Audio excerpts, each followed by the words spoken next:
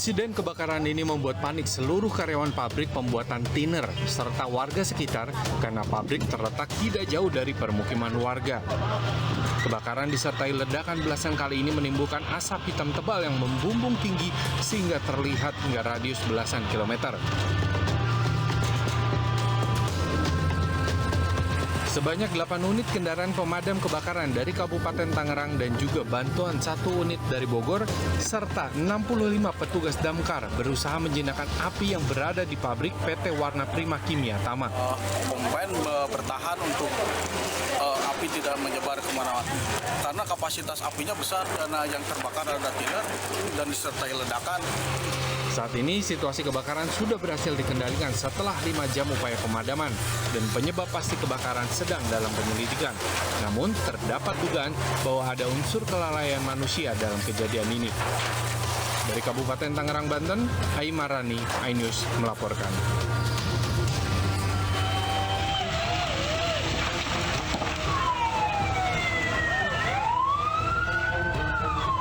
Diketahui sebanyak 26 rumah bangunan semi permanen di TPA Puuwatu, Kota Kendari, Sulawesi Tenggara hangus terbakar. Menurut para saksi mata, api berasal dari salah satu rumah warga yang ditinggal pergi kerja penghuninya. Namun, api yang juga mengenai rumah lainnya yang menjual bensin eceran membuat api dengan cepat membesar dan menyambar puluhan rumah lainnya. Embusan angin yang kencang juga memperparah kondisi kebakaran bangunan yang umumnya dihuni oleh para pemulung yang tinggal di TPA. Fitri, salah satu korban kebakaran, mengaku tidak bisa menyelamatkan barang-barangnya karena sudah hangus tidak bersisa. Kan tadi yang asal api kan dari yang tidak ada orangnya, lagi kerja di Morosi. Jadi apinya kan menjalar dari situ. Makanya tidak bisa diselamatkan karena rumah terkunci juga, rumahnya orang kosong tuh. Sementara kita juga sudah berusaha dobrak, tapi api sudah menyala sekali, tidak bisa kita telepon pemadam juga. Meski tidak ada korban jiwa dalam kejadian ini, namun kini para korban tidak tahu harus kemana karena seluruh harta mereka habis. Dari Kendari, Sulawesi Tenggara, Mukhtarudin, iNews melaporkan.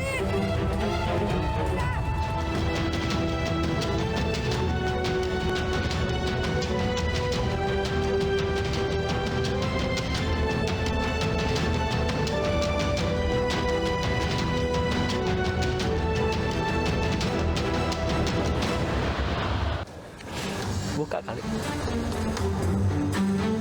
Halo, selamat pagi. Selamat datang di Lapor Polisi. Ada lapor, kami sampaikan pemirsa. Apa kabar, baby? Apa kabarnya, Pram? Baik dong pastinya. Aku senang banget karena hari ini akhirnya ketemu Pram lagi. Udah lama ya, 1 minggu ketemu ya. Kita nggak ketemu. Akhirnya sekarang banyak lagi nih kasus-kasus kriminal lainnya, iya, pemirsa. pastinya yang perlu diupdate informasinya di Lapor Polisi tentunya. Nah, ini adalah sebuah program yang bertujuan menjadi wadah untuk aspirasi, keluhan, laporan, dan apresiasi kepada pihak kepolisian di seluruh Nusantara. Bersama saya, Debbie Kristami. Dan saya Pram Senjaya, pemirsa, di mana selama 1 jam ke depan pemirsa kami juga membahas sejumlah topik hukum dan kriminal yang menjadi topik hangat pembicaraan masyarakat di sekitar kita dan juga di media sosial nih. Kami juga membuka laporan pemirsa pengaduan masyarakat yang bisa diakses kapanpun oleh Anda untuk kami melalui sejumlah channel kami, yaitu di Instagram resmi kami di @laporpolisi_iNews dan @official iNews TV.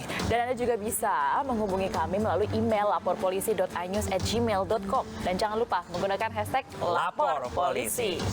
Nah, pemirsa, ini kepolisian Bern di Swiss berhasil menemukan jenazah Emeril Khan Mumtaz yang merupakan putra Gubernur Jawa Barat Ridwan Kamil. Dan jasad Eril nih, Pram, ditemukan di bendungan Engelhalde di Bern, Swiss pada hari Rabu pukul 6.50 waktu Swiss.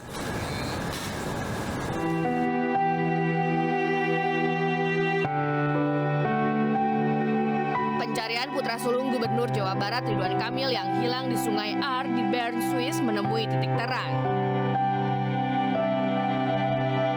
Kepolisian Bern di bendungan Engelhalde menemukan jenazah pada pukul 6.50 waktu Swiss atau Rabu pukul 11.50 waktu Indonesia bagian Barat. Kantor Kedutaan Indonesia untuk Swiss pun menjelaskan, identifikasi terhadap jenazah yang ditemukan oleh pihak kepolisian Bern dilakukan melalui tes DNA.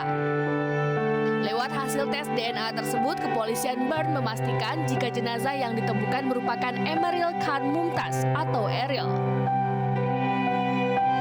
Mengenai ditemukannya jasad yang diduga adalah Ananda Eril pada sekitar jam 6.50 pagi waktu Swiss atau jam 11.50 waktu Indonesia Barat.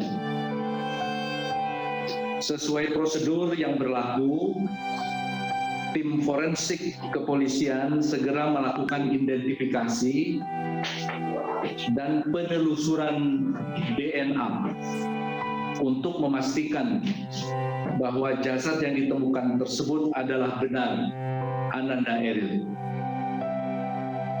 Pada hari Kamis 9 Juni 2022 siang waktu Swiss, pihak kepolisian menyampaikan konfirmasi bahwa hasil tes DNA bahwa jasad yang ditemukan kemarin adalah Ananda Emeril Khan Mumtaz atau Ananda Eril.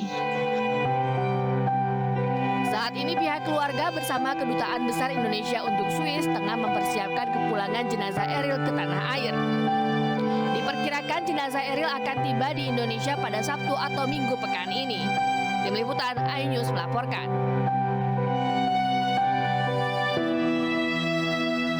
Pemirsa, penemuan jenazah Eril diungkap oleh Ridwan Kamil dalam akun media sosialnya. Nah, ini selain ucapan syukur kepada Allah, pemirsa, RK juga menuliskan jadwal kepulangan jenazah ke tanah air. Ya, pemirsa, jenazah Eril akan kembali ke tanah air pada hari Minggu. Sementara prosesi pemakaman rencananya akan dilakukan pada hari Senin. Ridwan Kamil mengucap syukur kepada Allah karena telah mengabulkan doanya dan keluarga. RK juga berterima kasih kepada pihak KBRI Swiss dan kepolisian serta pemerintah Bern atas kerja keras dalam pencarian Eril. Sama halnya dengan Ridwan Kamil, Ibunda Eril Atalia Praratia juga mengucapkan syukurnya atas ditemukannya jenazah Eril.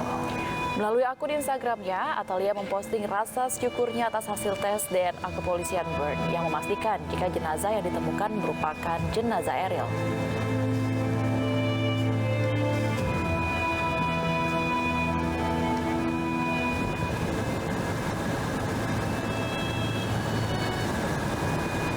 Ya, ini setelah hilang selama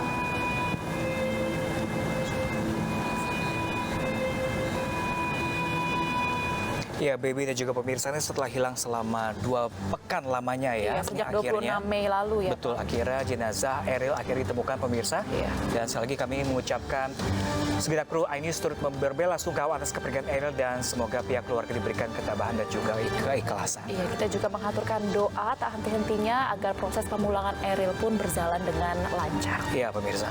Kita ke informasi lainnya, pemirsa. Ini ada informasi kecelakaan maut yang terjadi di Jalan Lintas Nasional Banda Aceh, Medan, antara mobil angkutan umum dan juga dengan mobil pribadi. Nah, Pram, akibat insiden ini satu penumpang tewas karena kondisi kritis meski sudah mendapat perawatan di rumah sakit.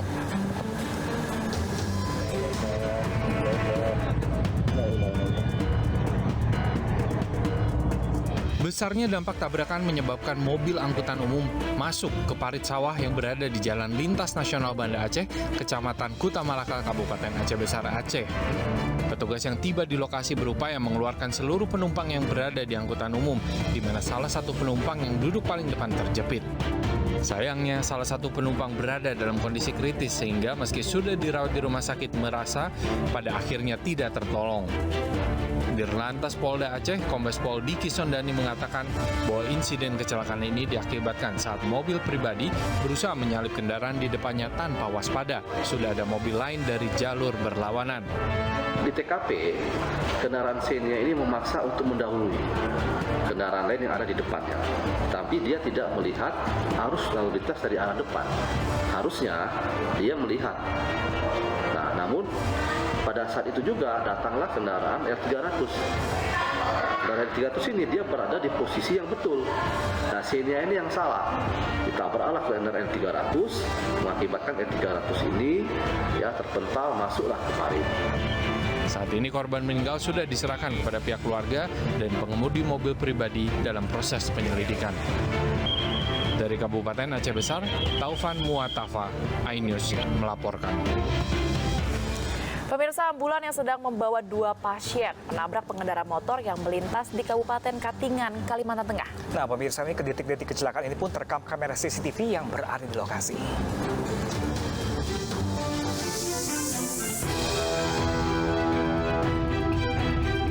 Dari rekaman CCTV ini diketahui ambulan yang sedang membawa pasien ini melaju dengan kencang tanpa menyalakan sirine saat menabrak pemotor yang juga sedang membawa istri dan bocah perempuan berusia 3 tahun. Saat tabrakan terjadi, pemotor terlihat mengenakan helm, namun istri serta anak perempuannya tidak terlihat mengenakan helm. Ambulan yang sedang membawa 2 pasien ini juga diketahui digunakan langsung untuk mengevakuasi ketiga korban tabrakan ke Rumah Sakit Mas Amsyar, Kabupaten Katingan, Kalimantan Tengah. Kasus kecelakaan ini sudah dalam penanganan unit laka lantas Polres Katingan dan para korban kini dalam pengamatan pihak rumah sakit. Dari Katingan, Kalimantan Tengah, Ade Sata, iNews melaporkan. Ya, pemirsa, Badan Narkotika Nasional Provinsi Banten menangkap 6 orang tersangka jaringan narkotika jenis sabu. Dan jaringan tersangka disinyalir berasal dari dalam lapas. Informasinya selengkap saat lagi usai jeda berikut. Tetaplah bersama kami pemirsa di Lapor Polisi. Anda lapor, kami sampaikan.